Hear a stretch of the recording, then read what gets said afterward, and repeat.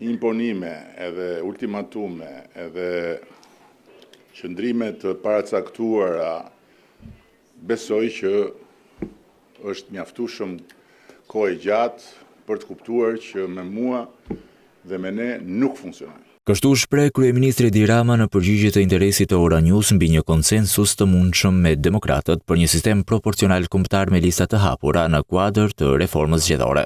E kam thënë gjithmonë dhe përsëris, ne jemi të hapur të dëgjojmë me durim çdo që ulet në tryezë për të folur dhe për të dëgjuar.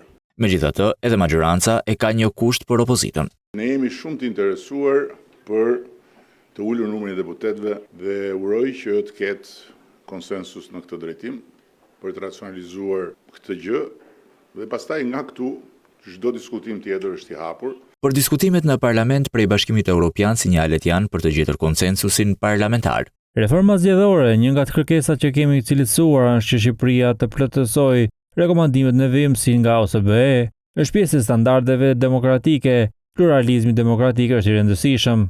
Në parlament prej disa muajsh Partia Socialiste dhe Partia Demokratike kanë nisur diskutimet në 2 komisionet e posaçme, ato për ndryshimin e kodit zgjedhor, ku synohet të shkohet përtej rekomandimeve të OSBE-ODIR, por edhe ato të reformës territoriale, ku do të shihet nëse do të kemi më shumë apo më pak se 61 bashki.